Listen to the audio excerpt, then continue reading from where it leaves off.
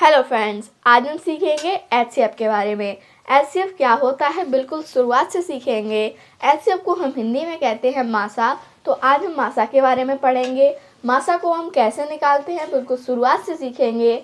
तो आइए सीखते हैं एचसीएफ।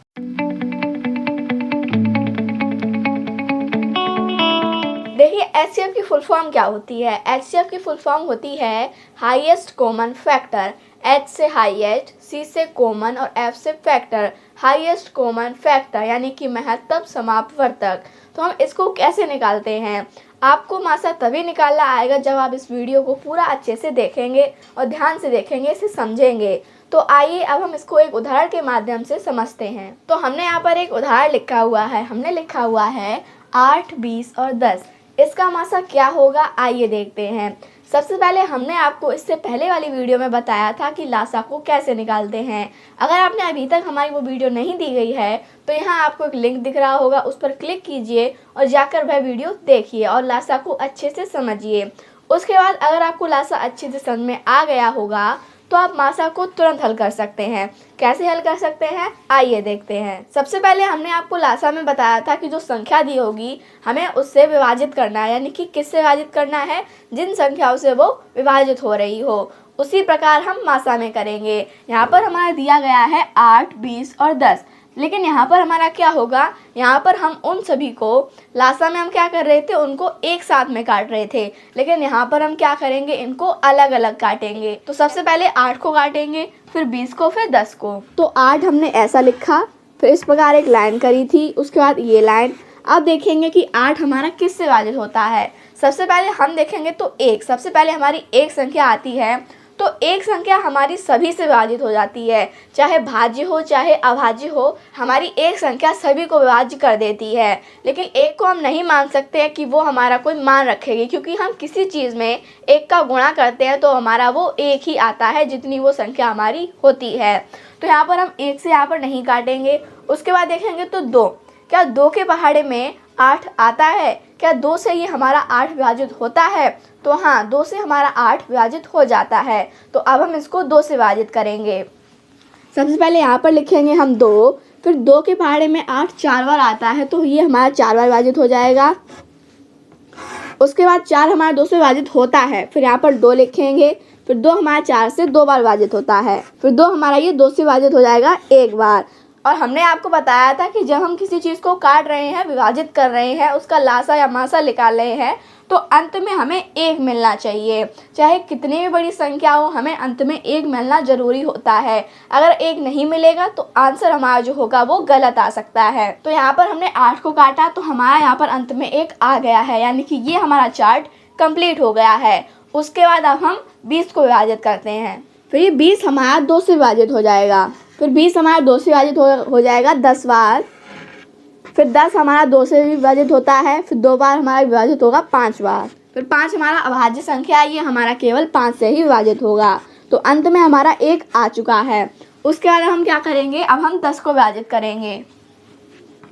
तो हमने लिखा 10, उसके बाद हमने एक लाइन खींची, फिर ये किया, फिर 10 हमारा 2 से विभाजित होता है, फिर यहाँ पर 2 लिखेंगे, ये हमारा 5 बार विभाजित होता है, फिर 5 हमारा अभाज्य संख्या है तो ये हमारा 5 से ही विभाजित होगा।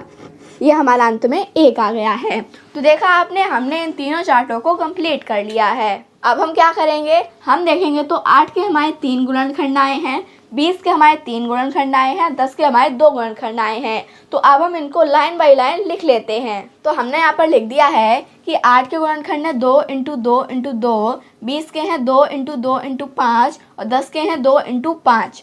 तो हमने यहाँ पर इन संख्याओं को इंटू में इसलिए लिख दिया है, गुणा में इसलिए लिख दिया है, क्योंकि जब हम किसी संख्या के गुणनखंडों को इंटू करते हैं तो वही हमारी संख्या आ जाती है जिसके हमने गुणनखंड करे हैं। मतलब कि यहाँ पर हमने 8 के गुणनखंड किए हैं 2 × 2 × 2, तो ये संख्याओं का जब हम गुणा करेंगे तो हमारा आंसर 8 ही आएगा। तो इन संख्याओं को जब हम गुणा करेंगे तो हमारा आंसर 20 आएगा, इन संख्याओं को गुणा करेंगे तो हमारा आंसर 10 आएगा।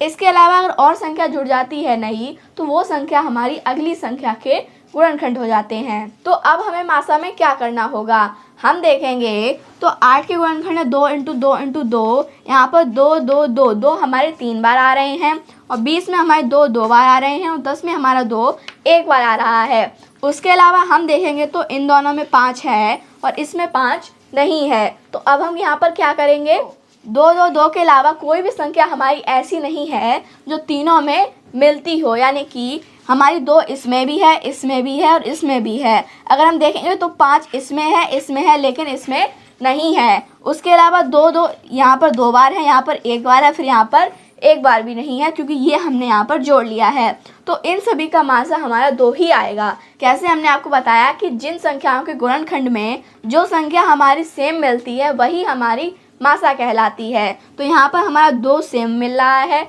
तो 8, 20 और 10 का मासा जो है वो हमारा 2 ही आएगा। तो हमने आपको क्या बताया कि जो संख्या हमारी सेम मिल रही होंगी वही हमारी उन संख्याओं का मासा कहलाती हैं। यहाँ पर 8, 20 और 10 का यहाँ पर जो मासा है वो हमारा 2 आ चुका है। तो देखा आपने कितना सरल था। जिस प्रकार हमारा लासा निकलता है उसी प्रकार हमारा मासा निकलता है। आपको बस ध्यान देने की इतनी ज़रूरत है कि जिन संख्याओं का गुणनखंड जो हम देखेंगे तो उनमें जो संख्या सेम आ रही होंगी वही हमारी मासा हो जाएंगी, और लासा में उन सभी गुणनखंडों का गुणा करना होता है, उससे हमारा लासा आ जाता है। तो देखा आपने कितना सरल था। इसी प्रकार आपकी बुक में कई सारे प्रश्न होंगे, आप उनको सॉल्व जरूर कीजिएगा। तो इसी प्रकार अब हम एक और उदाहरण देखते हैं। तो यहाँ पर हमारा अगला उदाहरण है 30, 42 और 135। इनका लासा हम कैसे निकालेंगे। बड़ी संख्या है तो हमें देखकर डरना नहीं है, हम इनको अच्छे से करेंगे। हमें अच्छे से पता होगा तो हम इनको आसानी से कर सकते हैं। तो 30, 42 और 135 का हमें मासा निकालना है। कैसे निकालेंगे, आइए देखते हैं। इस प्रकार हमने पहला वाला क्वेश्चन किया था उसी प्रकार हम दूसरा क्वेश्चन करेंगे। तो सबसे पहले हमारा 30 लिखा है तो हमने 30 लिखा। अब हम इसके गुणनखंड काटेंगे, यानी कि इसका लासा निकालेंगे। तो 2 हमने यहाँ पर लिखा क्योंकि 30 हमारा 2 से विभाजित हो जाता है। फिर ये कटेगा 15 बार, फिर 15 हमारे 3 से कट जाते हैं।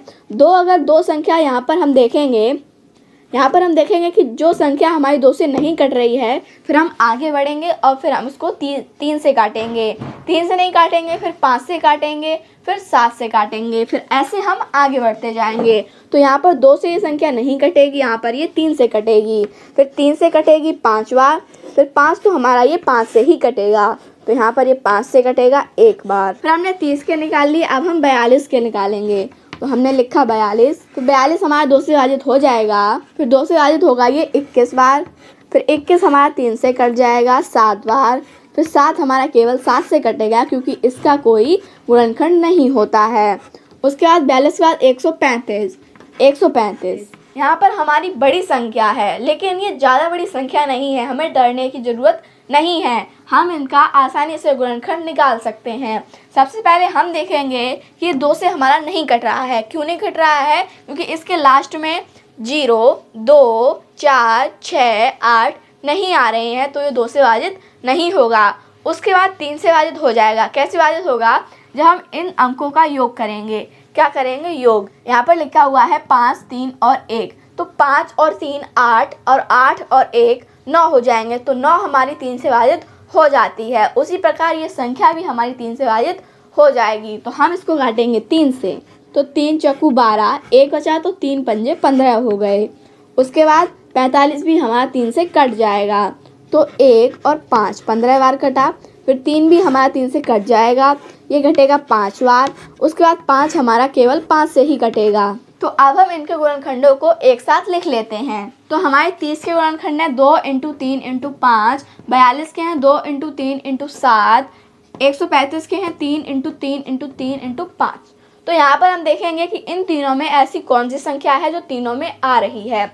यहाँ देखेंगे तो 2 यहाँ पर है, फिर यहाँ पर है, फिर इस लाइन में नहीं है, तो 2 हमारा नहीं होगा। उसके बाद 3 देखेंगे तो यहाँ पर भी है, यहाँ पर भी है और यहाँ पर भी है। उसके बाद 5 देखेंगे तो 5 यहाँ पर है लेकिन यहाँ पर नहीं है, तो ये हमारा 5 भी नहीं होगा। उसके बाद 7 यहाँ पर है लेकिन इन दोनों में नहीं है, तो 7 भी हमारा नहीं होगा। उसके बाद ये 2 3 बच जाएंगे, तो यहाँ पर 2 3 एक्स्ट्रा है लेकिन यहाँ पर नहीं है, तो ये 2 3 भी हमारे नहीं होंगे। तो हमारा आंसर क्या आया है लास्ट में, 3 3 3, यानी कि 3 हमारा मासा आ जाएगा। लास्ट में आया क्या, 3 3 3, यानी कि 3 हमारा मासा आ जाएगा, क्योंकि 3 हमारा इसमें भी है, इसमें भी है, इसमें भी है। अगर 2 देखेंगे, इसमें है लेकिन इसमें नहीं है।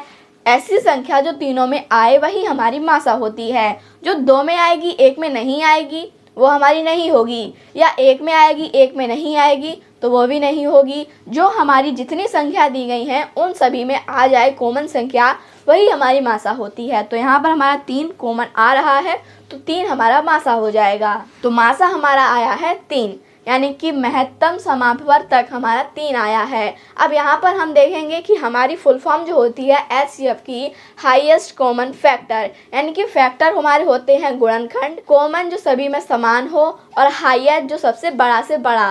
तो यहाँ पर बड़ी से बड़ी हमारी 3 ही संख्या है। तो यहाँ पर हमारी बड़ी से बड़ी संख्या 3 ही है, जो 135, 42, 30 को विभाजित कर देती है। अब 3 के अलावा 3 से कोई भी बड़ी संख्या, 3 से बड़ी संख्या कौन सी होती है? 4, 5, 6, 7, 32, 33 आदि सारी हमारी 3 से बड़ी होती हैं। 3 से छोटी कौन सी होती हैं? 2, 1, 0 और माइनस वाली संख्याएं। लेकिन 3 जो है वही हमारी बड़ी संख्या है, जो इन तीनों को विभाजित कर देती है एक बार में ही। अगर हम 3 के 2 गुने कर दें, 3 दूनी 6 होता है, तो 6 का भाग हमारा 135 में नहीं जाएगा। तो 3 ही हमारी बड़ी संख्या होगी जो इन सभी को विभाजित कर देती है। तो आज की वीडियो में हमने सीखा है कि एचसीएफ को कैसे निकालते हैं। अगर आपको समझ में नहीं आया है तो आप इस वीडियो को दोबारा देख सकते हैं।